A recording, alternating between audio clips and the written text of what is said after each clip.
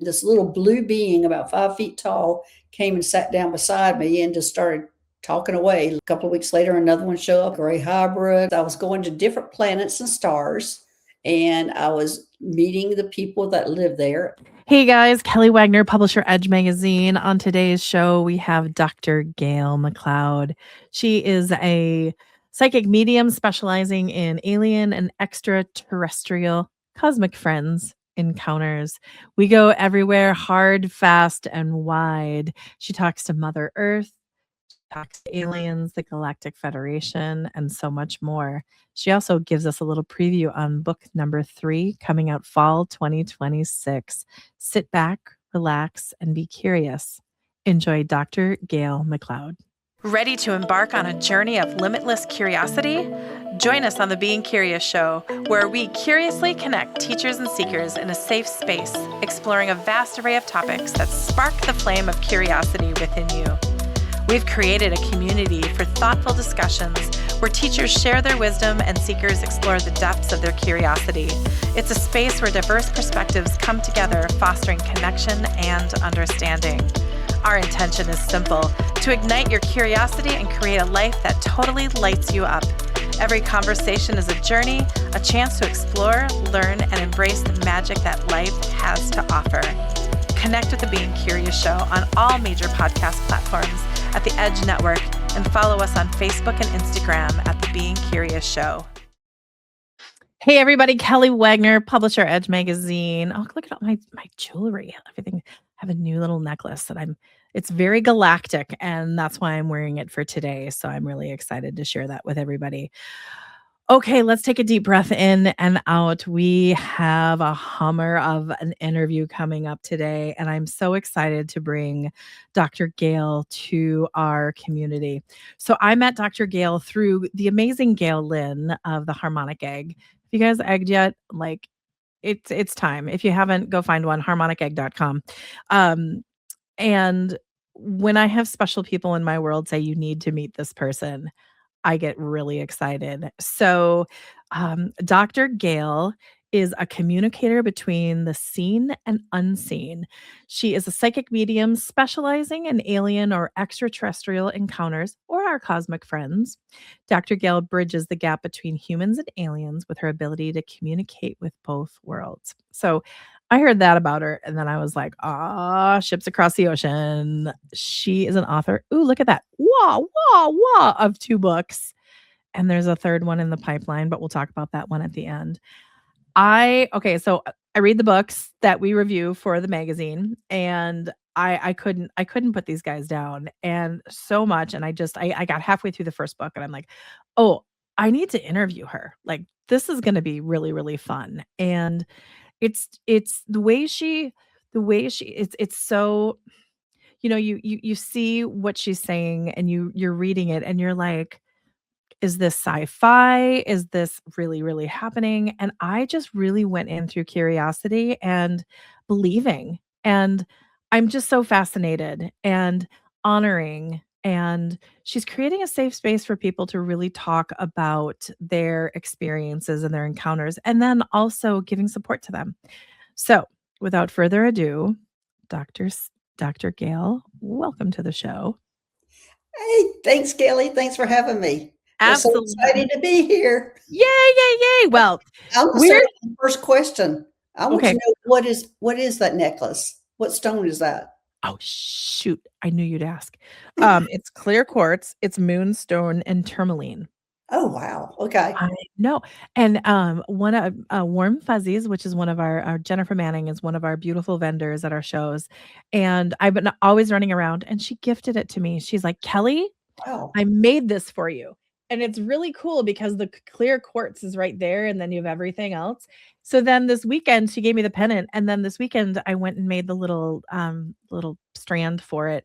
And then that has like pearl and black onyx and like all these different ones. So this is one with love. And I was like, I need to wear this today. Dr. Gail needs to see my new necklace. It's great. It's a great necklace. And wow, all the meanings and things that go with it, and the protection and the opening up that crown chakra and third eye. I mean, that necklace is doing everything. Yeah, I told her, I was like, "Bring out the big guns," 'cause I really I like big powerful ones, and she's like, "Okay," and then she made a couple for me, which, like, blessing, and I was like, "That one," and she's like, "Yeah, I had a feeling that's the one that you wanted." So I was like, "Okay, that's great." And I wear black all the time, so they just get to sparkle and have fun, and I was making my own jewelry because it just wasn't feeling it. Like, I'd go to the stores and I'd be like, "Eh." So I learned, but I don't think I'm really that good at it. But I love beautiful, powerful crystals. So, Right. yeah. We actually charge our magazines with a quartz crystal that's that large. Oh, wow. Okay. I know. Like, I know. That's what's exciting. Oh, yeah. We're into it. We'll do a crystal show next. So tell us a little bit about yourself, your background. I know you're a chiropractor, you're a nurse, you fly spaceships, you are friends with aliens, you are an ambassador. Okay, wait. You are an intergalactic, what is it? Interplanetary Interplanetary liaison. liaison. Yeah, I wrote that in our show notes. I should just look up at my own work. Yes. Oh, that's So okay. what is an interplanetary liaison? Because you got promoted to that, correct? I did. Okay. I did. After working on my first spaceship, I was promoted to an interplanetary liaison, which I had no idea what it was when they told me, "Oh, you're being promoted to interplanetary liaison." I was going, "What is that?" But anyway, what happened was I was going to different planets and stars, and I was meeting the people that live there, looking at their lifestyles, hearing their complaints. I felt like I was just mainly a complaint department and taking it back to the Galactic Federation, what their complaints were. Earth was the hardest one because it had the most. That's where okay, I'm talking because you got to okay, let's talk about Earth because you had uh Mother Earth or she showed up and then you got to talk to the owls and then you got to talk to the trees. I'm seeing the Avatar movie when you're talking to the trees and the connection and they're like, when you guys get rid of the fear and you want to like really dial in. And then the owls just wanting little apartments for them. Like, oh my gosh, tell me about talking to Earth. Well, Earth, I am not comfortable in Earth. First off, this Earth, Mother Nature looked like Mother Earth looked like a mermaid to me. She was red, like red clay, and she wanted to take me in and just kind of felt like I was swimming in earth, but I was not comfortable, and I kept wanting to pop my head out and and try to get some air, like I was swimming in water or something. And I don't know why, but I'm still not as comfortable inside Earth as I am on top of Earth in the water, and of course off Earth. But yeah, it was going in with her was pretty exciting, and how she could just float through, Earth, and I'm just this clumsy thing following her. So anyway, that was Mother Earth. So you're talking to Mother Earth, and she said that wasn't the United States in the next 10 years is going to be really leading the charge in is it reconnecting and really honoring Mother Earth? Yes, it would be the next 10 years that the US would be the leaders in turning everything around where we will be protecting and taking care of Mother Earth. And that was, a very positive thing. But, she also, which I haven't talked much about, she's also always told me that their Earth is stronger than we think Earth is. And it does have the ability to shake us off like fleas anytime they want, if they don't like what we're doing.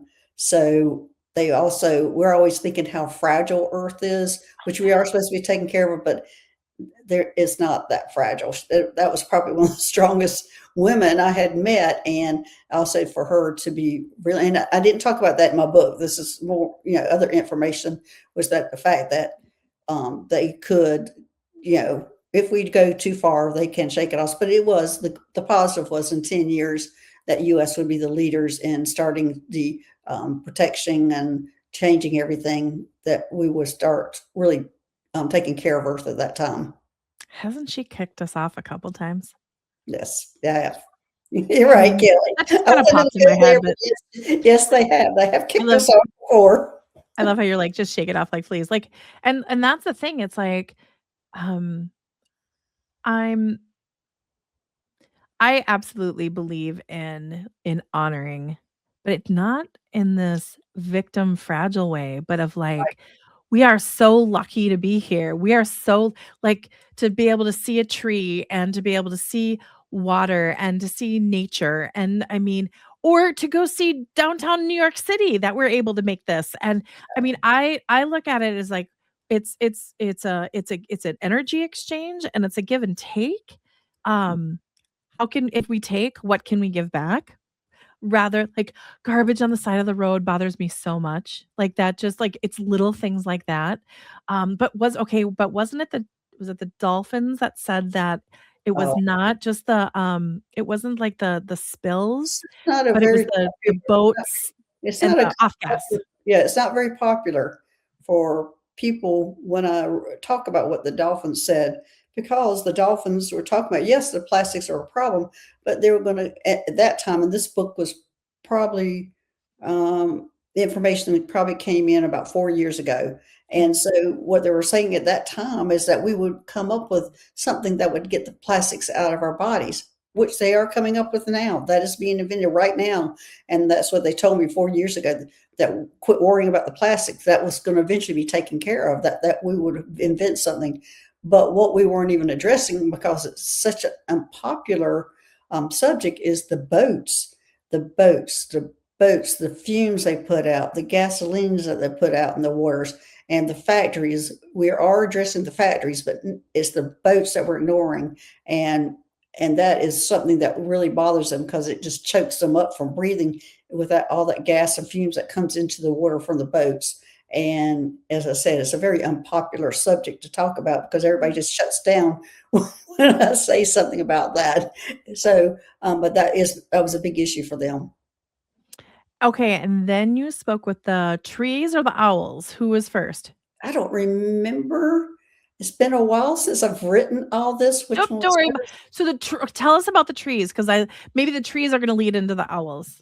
What Well, did the trees have to say? the trees were our communication. I remember that part of it, and that eventually it opened me up to thinking. I couldn't understand, are the trees in a hierarchy than we are, versus because of the communication skills, or we look, I'm really not sure about that, and I question that every day, because the trees are able to communicate all over the world with each other. And that's what they were saying, we would eventually join them on communication. When we get rid of the fear and the anger and all those things, we'll be joining them, because they do not, that's not their communication skills. Their communication is usually of love and light, and just warning if something's coming around. They're able to warn each other at such long distances, that this is coming, this is a wildfire that's happening, or this is happening.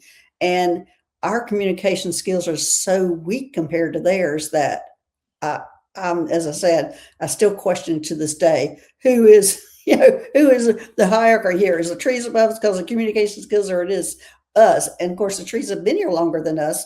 They live longer than any of us. So I'm not real sure about that one. That's something I would love to explore later on. Oh, after reading the book, I'm so blessed to live with a bunch of trees, and I appreciate them and how they can make it through a tornado, and how they make it through the seasons, and they just drop their leaves and then they rebud. Like, I'm in Minneapolis and everything's budding now, and it's just the Yeah. trees are like, "Hello, hello, hello." Okay, and then we'll jump off Earth in a minute.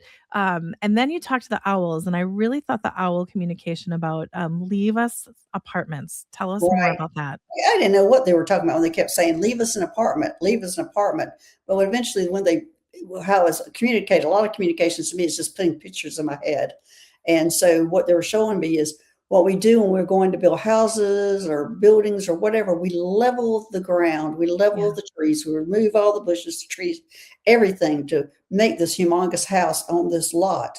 What they're asking is, try to make a little smaller house and leave some of the greeneries, leave some of the trees, leave them an apartment, leave them a place to live.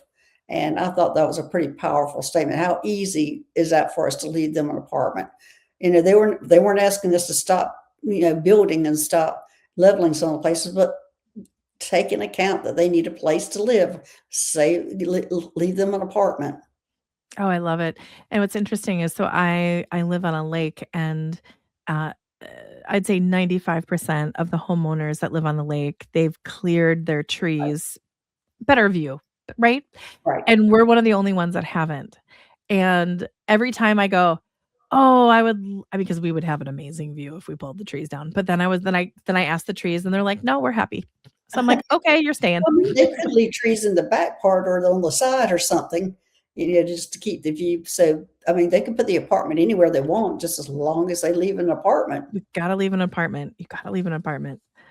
Okay, so you're what okay, so before we jump onto I really to dive more into your background, you've gone to all these other planets and talked to like you said, you were a record keeper of all their complaints. Yeah. Give us 1 or 2 planets that you just once you that you just come to mind as just, like, just fascinating and that you'd love to share with our community on. Well, my favorite planet is Venus, and Okay, let's go to Venus. okay, and so Venus was very interesting for me that it was very green and a little hilly, but it also had different terrain all over it. But I would say the most interesting thing about that was the fog I had to walk through. It was really dense fog I had to go through that you couldn't even hardly see in front of you, and how a person which was Moon, which my leader at that time knew how to navigate through that without any problem, and of course I couldn't. And and the beings that I was surrounded by, how warm they were, and what they looked like. They were very, very white statue looking white, and so that probably Venus is my favorite planet because how I feel there, and I would say I talked about this with Gail Lynn on Saturday when we talked about it. She was saying one of her favorite stories was the one that was Sasquatch or the hairy beings or whatever when they decided that they wanted to live simply. And I couldn't understand why they were part of the Galactic Federation because one of the criteria to being part of the Galactic Federation is being able to go off planet and to have some technology. And so I was asking about that, and they had the technology. They had these spaceships. They had this ability to go off planet, but they had it in a distance away from where they live. They didn't participate in it. They didn't live in it. It was just over there available for them, which I thought that was really that concept of taking that choice of not living with, these type of not modalities, but all these different things that they could have. They didn't have the Right. computers. They didn't have, it was just they were living simply, but it was available to them. They could go down there anytime and use it, but they didn't live in it. You're bringing me back to Mount Shasta where we connected with a Sasquatch portal, and it was just absolutely amazing.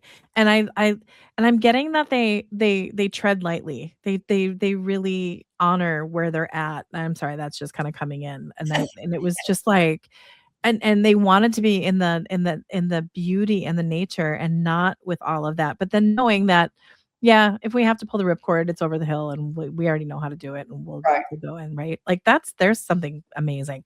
Okay, in your book you talk about um meeting with the Galactic Federation for the first time. So let's just for anyone that doesn't like I just want to go deep with you fast, but I'm realizing in my head that we've kind of skipped over some kind of basic Skipped things over a for lot. people like because we just went in, right? But if you guys know me and now that you're going to start following Dr. Gail, you'll know why we just went whoop.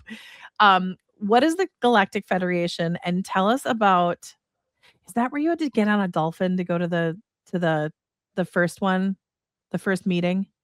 What was that now? What Did was you it? have to did you go on a dolphin that helped you breathe to go to the Galactic Federation meet? Okay, because I One of the read both your Galactic books and there's a Federation. lot going on. Okay, so what is tell us about the Galactic Federation. Well, the Galactic Federation is a group of different extraterrestrials or aliens or galactic friends, whatever you want to call them. It's a group of them that represents their star, um, their uh, their planet, whatever. They come together, and they're ones that are looking out after this universe. And so they come together, and we're supposed to eventually take a seat up there with them and that's what they're really asking us to do, to change the way we do things and try to be more not warlike, and to eventually join them, raise our consciousness to be able to take a seat and participate in the things that are going on in the universe, in our galaxy. And so that is basically what the Galactic Federation is. They're just looking after the universe, the galaxy, and that's what they do. And their meeting is, and there's different segments of the Galactic Federation. There's not just like one, like, you know how a business has different kind of meetings here, and different employees or officials are part of this group, and these are part of this group. The Galactic Federation has a lot of that. So when you're talking about the dolphin one, when I was going to that meeting, that I was going as a medical officer to that Galactic Federation meeting, and that was underwater at Atlantis. Okay, you can't just stop there. Okay, so I mean, like, come on. Like, seriously, and okay, so it's almost like a large company has their marketing department, and then they have their finance department, and then they have their HR department, and they have a lot of other things. But so is it the one in Atlantis? Which group was that?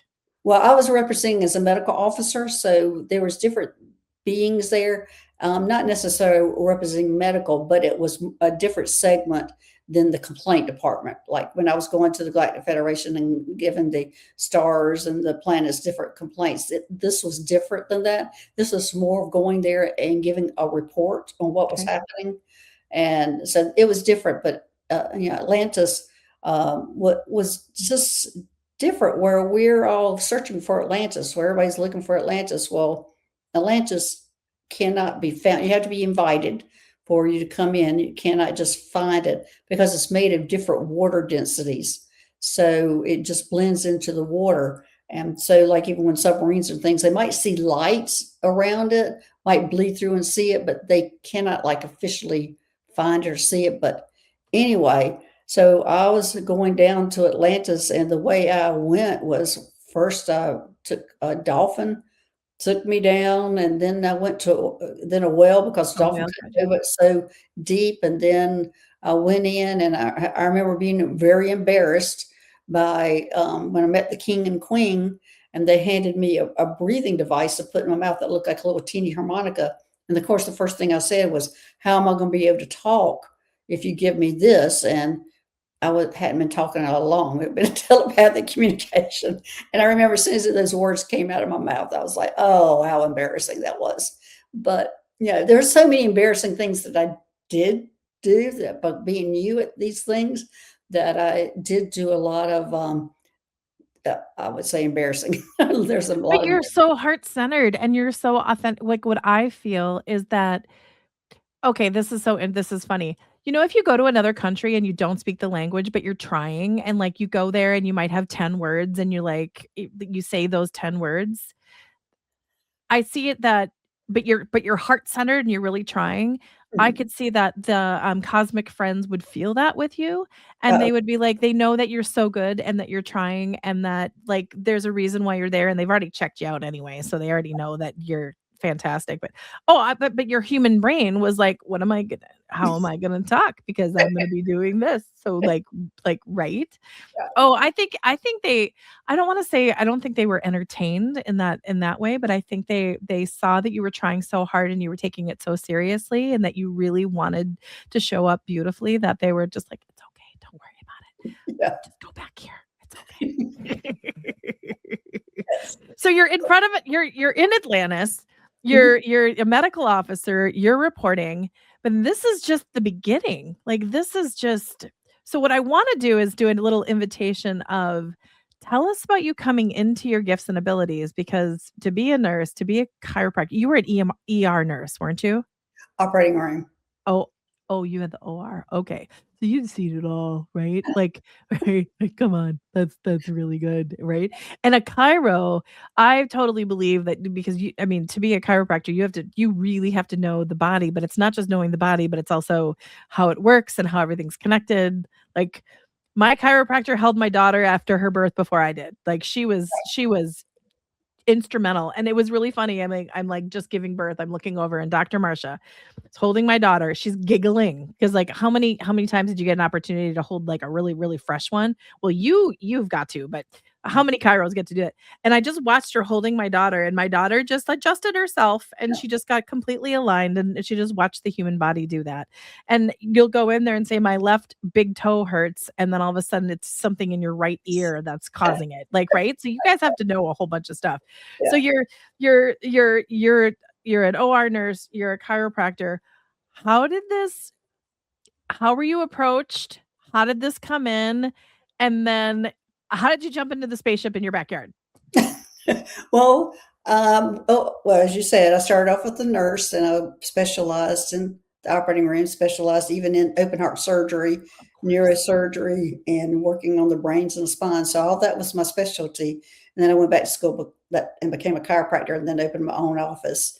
Well, then later on, my mother passed away, and then my dad developed dementia, where I had to retire from both of those and take care of him, which was the hardest thing I've ever done, was taking care of him with dementia. So he passed away in 2019, and then we went in with COVID very quickly after that. It was like March of 2020. We all went in with COVID, and it was the first time in my life I was not taking care of anybody. It was Oh, only me and my pets, and that was it. And I had never been in that position before, and we were going in, and I was probably about the only person that was kind of excited about it, because I made right. this big long to-do list. I was going to do all these things in my house and lose weight and all this kind of things. Of course, went by the wayside. But one of the things I was going to do, because my whole life had been so stressful between the operating room and running a business, and I decided I was going to try meditation. And what I called it was, I want to try this meditation stuff. And so I started with just these simple, everybody that's always asking me about meditation and how I do it. Well, I'm probably one of the worst meditators ever, but I started doing like these 20-minute YouTube meditations. And I'd always been a closet medium, but I didn't, because I was, in public, and my family didn't accept that. And everybody would tell you, you're not seeing that, you're crazy. I knew when people had passed, I could smell them. I knew they were around. I could walk in the house and know that they're there, but I would never talk about it much, because I was always shut down. But when I went in with COVID by myself, there was nobody to shut me down. I was there, and so when I started meditating, I eventually connected with my dad, who had just recently passed, and I could see him, not just smell him. I could see him now. I started seeing the people who had passed. I was very visual, seeing these things. And so my dad is the typical. My dad and I created a place, a bench by the river, like a lot of people do. And we would meet there, and we'd talk about family matters, money matters, all these kind of different things. And then one day, and I even showed me all my family members, and he kept them back. He wouldn't let them bombard me or approach me. He kept them back. He just let me see them. And then, but one day, a angel came flying around him, and she was in my face, and I was meditating, and she was in my face trying to hand me a bracelet. It totally rocked my world. It freaked me out. It scared me. I jumped up. I was meditating on the couch, and I jumped up, not knowing what had happened. At that time, I did have one metaphysical friend, and so I approached her about it. I was so sheepish because I didn't know that world. So when I went and talked to her, her name was Meg, and when I talked to her and sat down and went, and we'd worked together for 15 years, so we knew each other. And so I go and told her what had happened, and she goes, "Oh, you're having a spiritual awakening." And I'm going, "What is a spiritual awakening?" I'm Googling it on the way out. I didn't even know what that was. And she she has held my hand through the whole experience. And the next thing, after meeting the angel, the next was an extraterrestrial that came and sat beside me, with sitting there on the bench with my dad, and this little blue being about 5 feet tall came and sat down beside me and just started talking away, little chatty Cathy, and very entertaining. And I'm just sitting there looking at her, wondering why my dad wasn't running this thing off. But she got up and left. And then a couple of weeks later, another one show up, a different one, a gray hybrid, an art train, and I didn't know what any of these were. I kept running to Meg going, okay, this is what that showed up. This is what it looked like. What is that? And she would tell me, and then I would go, I must have a brain tumor. I need an MRI. And I know I went like that for months saying that. It took me at least 6 months to stop saying that. And then eventually, one day I had a mantis being in my car waiting for me when I finished hiking with my dogs. And the mantis being rode with me and he asked me to work with them. And asked him, what do you want me to do? And he was saying, I want you to be the communicator between humans and extraterrestrial aliens and your cosmic friends. Well, I want you to be a communicator. And I started laughing and I'm sitting there, how many languages do I have to learn? And I can't even learn Spanish because that was on my list that I was doing while we were in COVID, was trying to learn Spanish. And I'm going, I am terrible at foreign languages. And I said, but you're going to train me. And for some reason, I had 2 years in my head that this training would be for 2 years. Well, when I said yes, immediately, I was thrown into a facility, like an Area 51 type facility, and I was following somebody down the hall. And there was all these extraterrestrials on the left side in different cages or jail cells. As I walked down, I could see them in through the window. And do you want me to continue? Yes, because I'm actually remote. Like I'm going there with you. This is okay. Because oh, I yeah. thought you might have a question, but okay. So when no, I have many questions, but I'm with you in the hallway looking at all those, and then you just also made me think about when you talk to some of these cosmic friends, they actually voluntarily were a part of these. I mean, yeah, some not everybody, but like a lot of them. right, Keep they going. volunteered to come meet me, and and I've run into them since then. And of course, some are my guides, and some are, just different things. But so when I was walking down the hall, and I am looking in there, and I finally see, I'm hearing voices. Actually, when I'm hearing voices, and I'm looking at the guy that's ahead of me walking me, and I'm trying to figure out what's going on, and he's acting like he's not hearing these voices. And then I go to one of the cells, and there's a friend of mine that I had already met. He was another mantis being that was in there, and I had met his family and friends before. And I got really upset because he was in there, and I knew he needed to get back to his family and friends. Yep. So long story short, I want to give all the way. It's all in my book.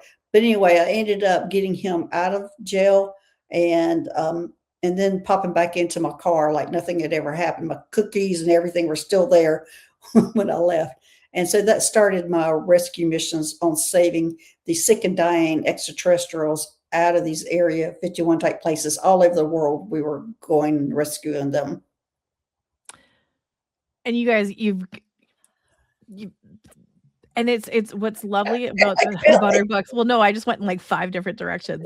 Because her chapter, like it's each chapter is a different story and a different adventure.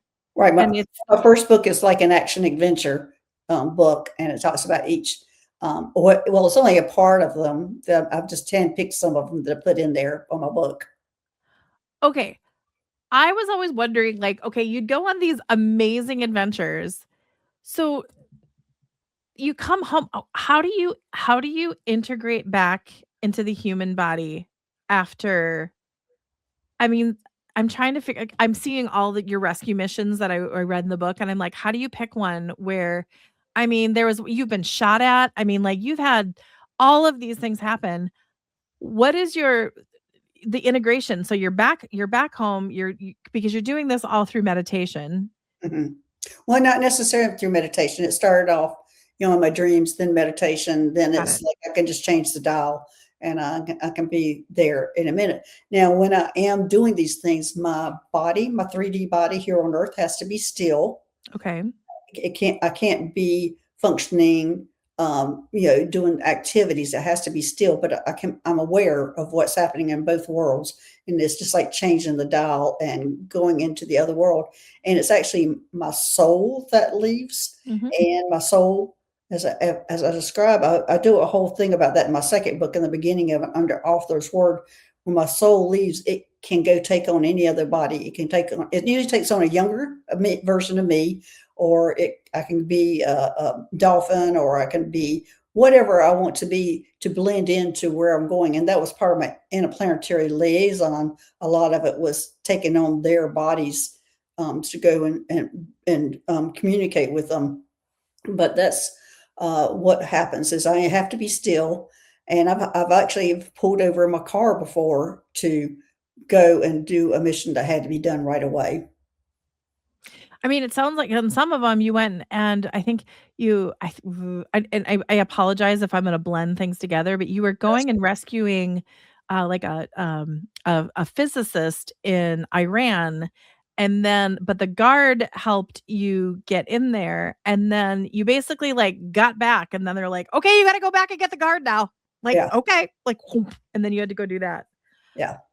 Oh my gosh. Okay, so how did you find out tell us about Moon, your amazing dog that departed us 5 years ago and was your co-pilot, could didn't he rescue I think it was a gray family that was in a spaceship and all of a sudden turns into a yeti and super strong and try and do that. Tell us about that because but then it's your dog, so you get to be able to have this beautiful relationship. Right. Moon is a white German Shepherd that I had for very short amount of time before she transitioned into something more important. And so anyway, she was one that worked with me and did a lot of things with me, but probably about 3 months before she passed, before she even knew, and she passed with cancer, and before I even knew she was sick, she started meditating with me. And she would put her head against mine, her body would be in the opposite direction, and we'd be on the couch, and she'd put her head against mine and start going with me, astral traveling, going into the spaceship, going, just going with me everywhere. Wasn't sure why that was happening because she did pop into the first time I was on getting a tour of the spaceship, and she popped into a bubble that they created to make me safe up there on that spaceship. And she popped in and then left. And I just wasn't understanding any of that. But eventually, when she passed away, she came back and she is a shapeshifter. So she could shapeshift from a dog to a yeti to a human. So she could shapeshift into all those different things. And it's whatever I needed. And she eventually became my pilot and then my protector. So she became very everything on the other side. So I was I was taught how to follow a spaceship by a gold being, but eventually she took over that role. Are you still working with her? Yeah, yes, I'm still working. She's still with me right now. I'm doing different things. I'm back on the original spaceship I was on. Doing actually, I'm doing a creation of a different kind of operating room, and I'm hoping to eventually bring that to Earth. I'm not sure how that's going to work, but I'm in the really beginning stages of that. Okay, when you started to describe the wellness center that you had on your ship, Mhm. and you like, I was like, "Let's get this on Earth ASAP." I mean, and I might skip over something, but you had a shaman, you had energy work, you're pulling implants out, you had a chakra bed, like, you had my dream come true of healing, and it was, like, amazing. Do you come back to Earth and go, "Oh, Yes. I wanna I go back." do. I always come back and go, gosh, I wish I could bring that technology here. But, I have been able to take people up to that from Earth. They're having some issues. I have been able to take them up to, take their soul up there and do some work on them. Haven't you gone did you were you going in hospital rooms and the people that had terminal diagnosis and you were just like, "Come here, we're gonna go Yeah. and then why how do you know how those okay, so when you get your mission, it's just telepathically in your head and you just see it, and they're just like, "Go to this place and you'll see this person and go grab them and go do this." What are you talking about in the hospital? Well, all of them actually. Well, Let's go with the hospital, it's kind of different from on each scenario. In the hospital, because I am a nurse, I know how to get in and out of hospitals without being seen. right? Uh, and so I do go by myself, and I have a special equipment that I go in with to use on somebody. And a lot of times I have found myself that's a lot of times it's people who are having breathing issues, And because a lot of us are hybrids and star seeds and things like that, we do have some difficulty sometimes adjusting to Earth. And that's when I'm sent into those type of people, humans. Oh, no, it makes sense. Okay, let's talk about star seeds. What is a star seed? Because I'm like, okay, we're already like there, but we're gonna come back for a second. And then talk about the star seeds on Earth right now. And then I also want to ask you about the babies that are coming in because they're totally different than we Oh, are. yeah. Well, for me, when I started all this, I was going, star seeds are all everybody. Well, everybody had extraterrestrial DNA, which they do. Everybody here on Earth has extraterrestrial DNA. But now I'm calling that stardust. I'm Love qualifying that as stardust. And a that. star seed is different. A star seed has more ET DNA, alien DNA, and they're the ones that are here to help us Earth ascend, help us raise our consciousness. And they are the ones that they go around and ask, will you work with me? A lot of people are fearful of it and say no. So they go on to the next person. They keep going until somebody says yes. And so those are the star seeds, and the star seeds are being activated, and they're actually being called to reveal themselves now, who they are. So that's how I distinguish with it now. Because as I said, I started off differently, but now I call everybody has stardust. We all came from the ETs, but the ones who have more um, DNA from them is I call them the star seeds. That's No, the I first was gonna time ask, like, that's the no, first 'cause time you've been quiet. no, I know. I'm like, let's just go. Like, right? Well, because I'm like, okay, because pre-show, everybody, I asked, I was like, Dr. Gail, if you see anything around me or whatever, let me know. And then the question just came because I know I have to ask a question. Okay, what are you seeing? I know I have more than stardust. I know there's a lot going on in the world of Kelly. Is there Okay. any insight that you The have? answer to the question is only as good as the question. Ooh, that's a shitty question. Yeah. I didn't Yep, want to say that, but I can. I like, okay. Um, okay, so what you want me to help you out with your question? yes, please help me with the question because I'm now just telepathically and I'm seeing pictures. Okay. So the question you're wanting to know is, are you a starseed, a hybrid, or a walk-in? Ooh. Usually the three different things that usually Okay, happen. tell me that before you answer, tell us the difference between the star seed, the hybrid, or the walk-in. Well, the So you just starseed is described the star seed. okay. And so a hybrid is one who has a whole lot. Like I am a hybrid, and my hybrid is I am my father's DNA, my mother's DNA, and I have ET DNA. So I have a lot more. That's why I am able to do the things that I am to do because I'm very connected to the Arcturians, and that's where my DNA comes from. A walk-in is usually somebody whose soul does not want to complete their mission here on Earth, and somebody agrees to come take their place. And so a lot of times it can be an extraterrestrial that'll come in and take the place of that soul and continue that life of that person who's here on Earth. Okay. So thank you for the question. And what's the answer? Okay. If you were a walk-in, you would recall probably an incident in your life when you would have to walk in. So the walk-in we're going to eliminate. So I eliminated that originally, but I do think you are a hybrid. Okay. So you have a lot, and I'm getting a big yes, and you have a lot of extraterrestrial DNA in you. And let me see how it was developed on you. Let me see if they'll show me. Oh, please show her. You're a lab baby. Okay, we need more on that. Yeah, they mixed your DNA and everything in the lab and then implanted it into your mother's ovary, or created the ovum is what I'm hearing. They created the ovum, put it back in your mother, and so you're a mixture. You're a mixture of different extraterrestrials. That's what they're telling me. The most predominant, though, I'm hearing Palladian is the most predominant for you, and but you have a little bit of I'm thinking you have 4 or 5 different ones that have mixed with you, and I'm hearing Lyrans.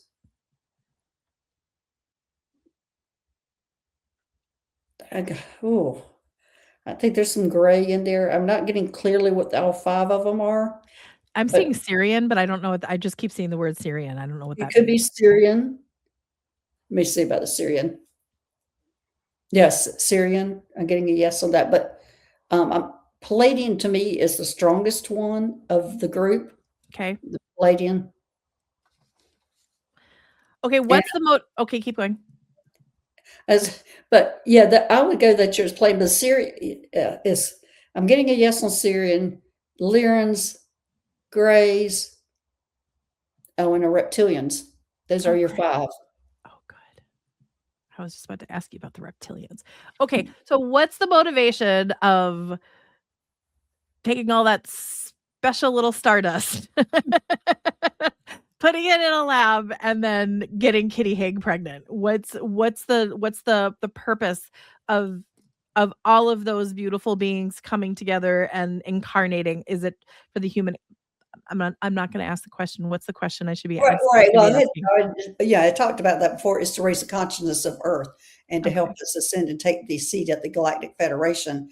Now, they have strategically placed all these hybrids in different locations across the world, and they're all being activated and being asked to come forward and reveal who you are. And so that you're the one that is also you're a communicator, because you're able to bring in people and people listen to you. So even when you're talking, you're activating people. Just the sound of your voice, the vibration of your voice activates people and makes them start questioning and realizing who they are. So that lets them come forward also to realizing or start questioning who they are. Okay. Dr. Gill, I'm looking at you and you just like shape shifted in front of me. I was just like, whoop. I'm I am like, a uh-oh. shapeshifter. Yeah, I am. I'm like, oh, I think this interview is an activation. I'm like, okay, here we go. Let's rock. Well, thank you for that. Yes. If I find some other better questions, I'll ask you to ask them for me. Well, I'm interested in why you were getting Syrian, because that to me that's really an important thing. And if you're getting Syrian, that's where you need to go and listen to, because you would be more familiar with is what you're comfortable with. I just kept seeing it above your head. I'm a seer. And I didn't even know if I was going to pronounce it right, because I can Arturian Palladians, and I'm not trying to just be all like, oh, ET, like whatever. But Yeah, I'm seeing Syrian, Syrian, Syrian. I'm like, okay, why are we going there? Like, that must be tell me your more. Tell me more Syrian. about the Syrians. I was going to say the Syrian family are probably, well, I'm getting a yes on that. The Syrian family are showing you who they are. The Syrians, and its Sirius B is usually considered a water planet, and there are the dolphins, the whales, and the cetaceans. Basically, that's who they are, and that is also, I have been told, and I'm not sure if this is for sure, that kind of that energy on that kind of planet is how Earth is moving towards that kind of energy. So you're probably, I'm surprised you're not living by the ocean. Just goes, or being serious, but you are living by the lake. You're living by water. Okay, there you go. That makes sense. Yes, you're living by water. So I feel like I'm home when I'm in Hawaii. Oh, there you go. And Okay, when I'm by the beach, it's yeah, like I live in Minnesota, yeah, and I tell my husband all the time, I'm like, "No." Like, the beach, I feel like I'm home, yeah, and, like, that's now I know why, like, right? yes, Like, farmland and Midwest and mountains don't really do it for me. Mount Shasta was really cool, I have to say. Mount Shasta had some good energy. But yeah, oh, give me a beach, 10 out of when I go to okay, so anytime I travel, if I'm by the ocean, I will drive hours out of the way just so I can run to the beach, take my shoes off, and be in the water. Even if it's for a minute and a half, I will do 4-hour detours just to make sure that I can do that. So yeah. A year and a half ago, that's where I'm 4 miles from the beach right now. Yes. So, yeah, And I the feel salt water is a different frequency than lake. I mean, lakes are beautiful. I live in 10,000 lakes. It's great. It's beautiful, but there's something about the ocean that just energy. 10 out of 10 times just gets me. Yes, I agree. I agree. Anytime anybody talks about moving to a lake, yeah, I lived in Mount Shasta for 2 years, and even when I went to chiropractic school, I was 5 hours away from the ocean, and I was like, "Oh," I felt so landlocked. I just it was almost like, "Just get me out of here." When I was in Mount Shasta, I did go to the ocean, um, probably once a year while I was there, but it and the West Coast is beautiful, but anyway, it's just I need to live close to it. I need to be able to be able to drive to it within one day or within a couple hours. I need to be at the coast. So I'm the same way. I so get you. Now we just have to start working on it with my husband. Okay, Mount Shasta. So I'm gonna tell you when I went to Mount Shasta, because I know you lived there for 2 years, and I loved how they were like, "You're gonna go to Mount Shasta," and you're like, "No." Yeah. "You're gonna go to Mount Shasta," and you're like, "No." Right? I showed up there, and so I do morning check-ins. I'm going to after especially our time together, I'm gonna, get better about my meditations because I have a feeling that there's a lot of things I'm missing out on. But every morning in the shower, I do a check-in with my, divine team, and it's really funny. Um, one of them looks like Dumbledore from, Harry Potter, one looks like, Maui from Moana, and the other one is like Tinkerbell. Okay. Okay, so they come in. So I'm in Mount Shasta, and the blue one showed up. Oh, So I'm a 3, and then all of a sudden, they all had friends, and they're all blue. And I was like, "Okay, that's cool. I'm in Mount Shasta." Like, you can't go to Mount Shasta and not think that, like, anything's possible. So I'm just like, maybe I'm seeing things, and I'm like, "Well, I'm sober. I'm not doing anything crazy. Okay, that's cool." And the blue one showed up, and they made a Star of David around me. So they had my, like, team, and then the blue ones showed up, so making the little Star of David. So I'm walking around Mount Shasta, and I'm leading a retreat there, and right? And I'm asking, like, "What's with the blue people? Where are the blue ones?" And people are like, "Oh, that's the Telos, that they're the guardians of Mount Shasta." I'm like, "They just showed up, and now they're with me, and they won't go anywhere." that was basically my experience too, because I didn't know when I went to Mount Shasta who I was meeting, and I met Saint Germain, and I didn't know anything about him, and I kept saying, and he had a woman with him, and there he goes, just like that's Lady Nada going, okay, yeah, because I didn't know anything about it when I moved out to Mount Shasta. I just knew that the Lemurians were asking me to move out there because before I moved out there, I thought it was the Palladians that lived inside of that mountain, and they contacted me and they said, well, no, we want to be called the Lemurians. And so when I moved out there, I found people and they told me, oh yes, it's the Lemurians that live in there. They kind of validated the information I was getting from them, and so it was interesting too for me. I would say the most surprising thing of living Mount Shasta was meeting the elementals. I met the gnomes and these flying beings, which they're air, I guess. But I was amazed that I was meeting all these elementals when I was there. I was expecting just to be ETs and Lemuria, but it was a lot of the elementals that I was meeting there. Well, because you're very dialed in with those cosmic friends. I can see them going like, "Okay, now we're gonna go with these cosmic friends," like, right? So you had like that you had the both. Do I have Right. any Lemurian in my little petri dish of things? Well, Lemuria is petri dish. Huh, okay. I Because might everybody talks about that. I'm going, they are mixed in there, and they're mixed with the Pleiadians, the Arcturians, the Syrians that are all in that's mixed in there. And also Atlantis, all those places were more mixed races, and all those races were in there. So that's why it's called Lemuria, and that's why that's called Atlantis, because it wasn't just one type of being there, it's multiple types of beings. okay. I'm like, "No wonder." Yeah. Mount Shasta is a good time. You I don't know how you could live there full time though. Like, after 2 years were you like, "I'm done." No, when I went out there, they said I'd only be there 2 to 3 years. Oh, They just okay. needed my energy out there. So that's when I agreed to it, when, okay, if I'm going out for 2 to 3 years, then okay. And it was like a metaphysical, um, education for me because I was out there isolated, and being that was from the South, I'm showing up at Mount Shasta with a Southern accent, which, of course, that was not as accepted as probably other people are.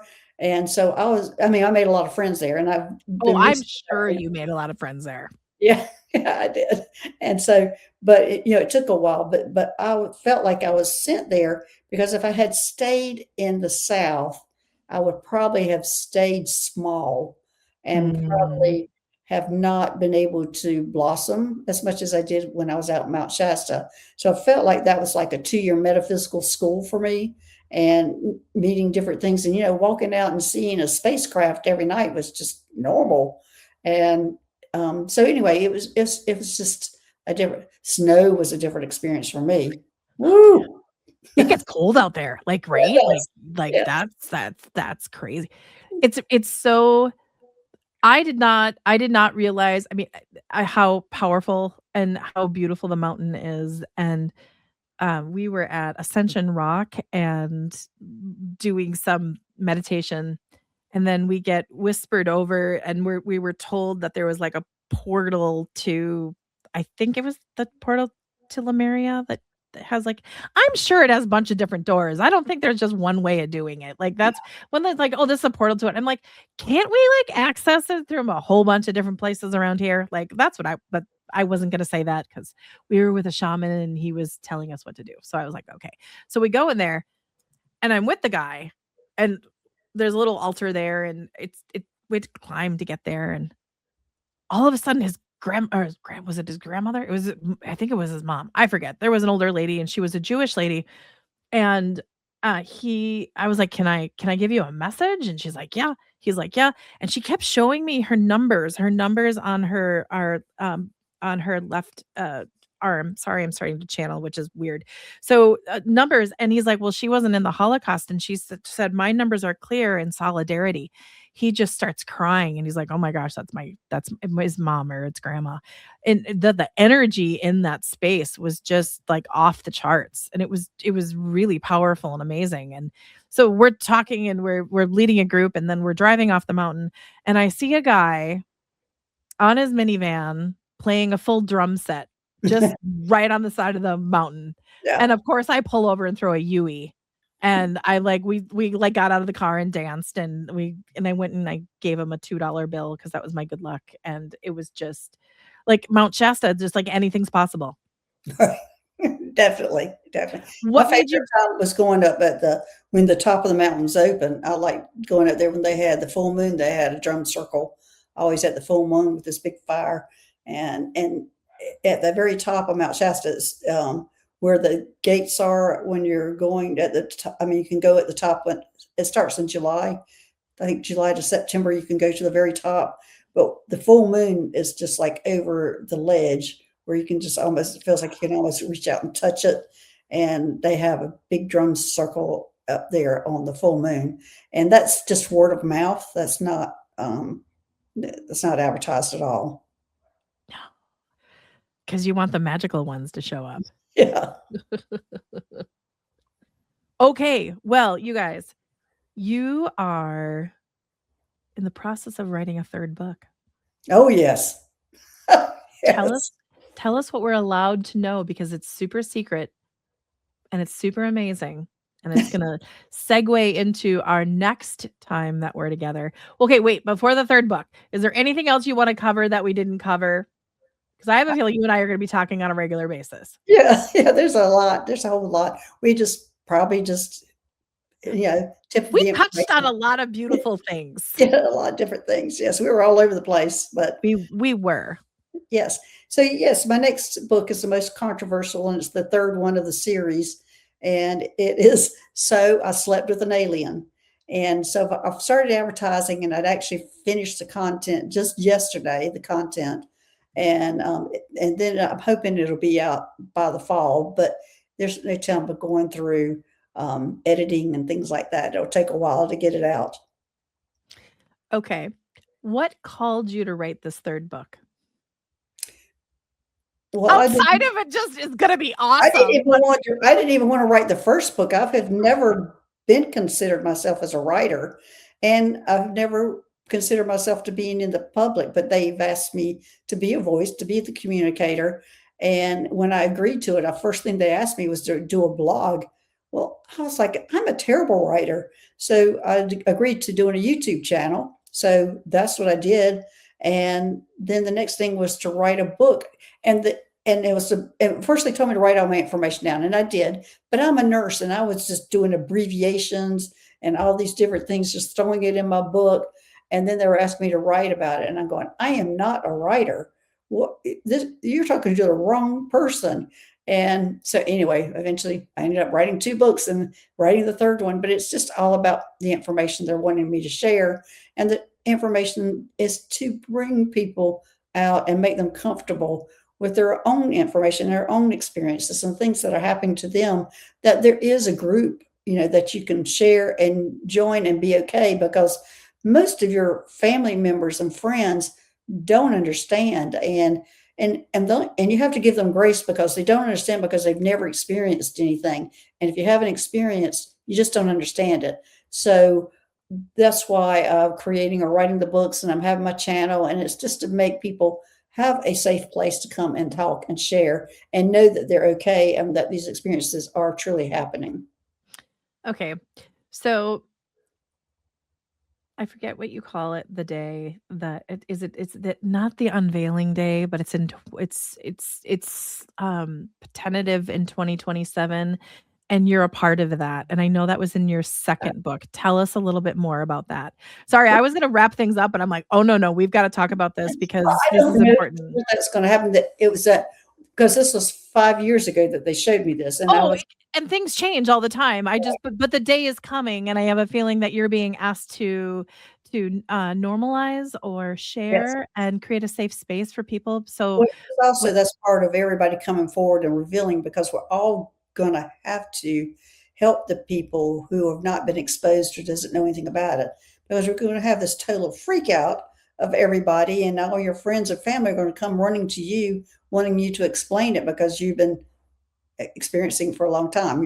It's going to be normal for you. So, yeah, that big reveal I was on at that time when I was working on my first spaceship. I was on the committee for first contact, and that first contact way that they were showing me was that there would be a spaceship, and they were showing me in a grassy area that it would land, and more than likely not in the U.S.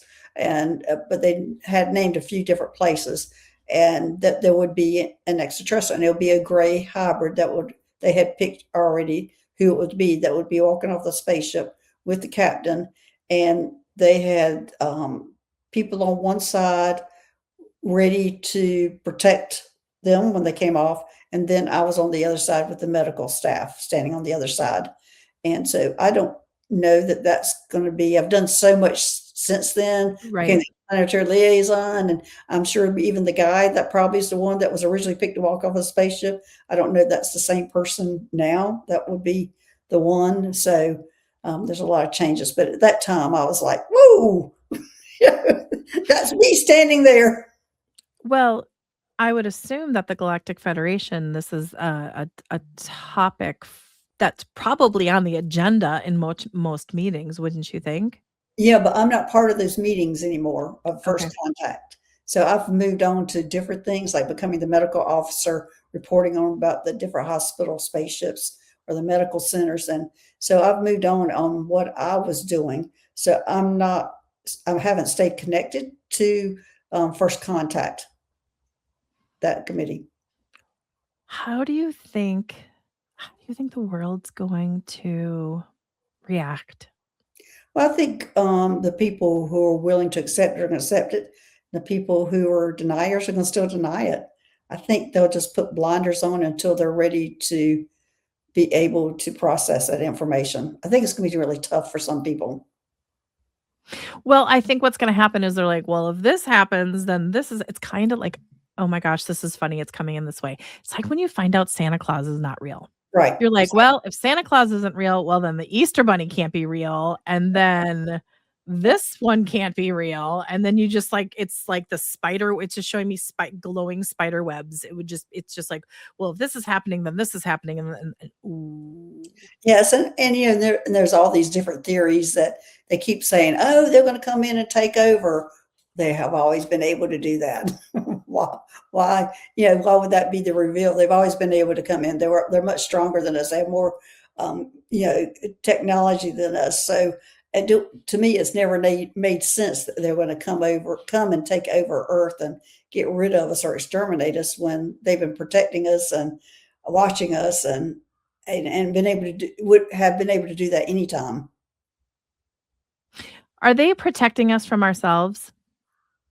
I'm not so sure about from ourselves, but what they're most interested in, because they can't really interfere, but they don't want us interfering with the I would say with the universe or the galaxy, things that we do, especially when we set off the first bombs, the atomic bombs and things. Okay, that's what I was gonna ask you because I would assume that, setting off an atomic bomb has a vibration throughout the universe, so it's not just our little world and there's a little boop. I mean, I would think that that would have you're just showing me a lake with a ripple effect. Right, that's kind of what I'm going, "Ooh, let's pay attention to what they're doing down there." Oh my goodness. What You're awesome. What is an invitation? I know. You like all the little thought bubbles and all of the right? Like, oh my goodness. What Before we wrap up, what is an invitation that you would like our audience to know either, um, about what you're doing, about what you're a part of, and then how can they connect with you? Um, I'm not Did I exactly ask you another bad question? yeah, I'm not really sure how Okay. to answer that. Okay, how about this? What is an invitation? What would you like people to know? What if we're gonna be wrapping this up and with departing words, what is a beautiful way of how can you get with curiosity for people? I'm rambling, so I'm gonna shut up right now. How do you wanna wrap up this interview? Because, oh my goodness. Well, I would say, people who are okay, there's a lot of people who question an experience, and it stayed with them. It might have happened 10 years ago, 20 years ago, 30 years ago, even maybe 5 years ago, or maybe yesterday. There's something that happened and you're thinking, "Oh, was that a dream, or what happened?" Start exploring that, because that probably means that is some kind of connection, and it probably did happen. And don't dismiss that experience, and maybe you can seek out somebody who can explain it to you. We have a lot of people now who are able to do these extraterrestrial regression therapies. In fact, I have Barbara Lamb comes on my show regularly, who's a specialist in that, and she's been doing it for years. Or you can come to these different people like me on our shows and listen and maybe find out if this was a true connection. And probably the connection has been going on for years. If you were scared or had fear at that time and didn't have anybody to explain it to you, then a lot of times you shut down from it. So that'd probably be my last message, is to try to open up to those experiences, that they probably were real, and that maybe you need to explore it. And what I wanna add an "and" to that is Dr. Gail is, if you can't just tell from this interview, she's trusted, she's authentic. I don't think there's any question that you could ask her that would shock, blow your mind, or anything. And there's a lot like in any world, there's the really authentic ones that you really wanna learn from, and then there's others that might have like, a big advertising budget, and they might look the part, and they might this and that. So have discernment. And the reason I really wanted to have Dr. Gail on the show is because you're the person I'd go to if I had these questions, and I do. We're just gonna do that telepathically off air. And you came from such a trusted, beautiful source. And I think part of my job is to really kind of cut through a lot of the Right. and connect really good people together. So if you're curious at all, Dr. Gail's website is down here.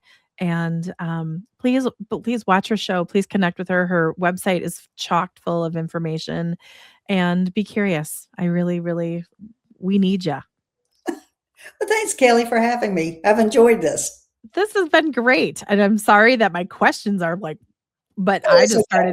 I Okay. just started like going. It was like totally fun.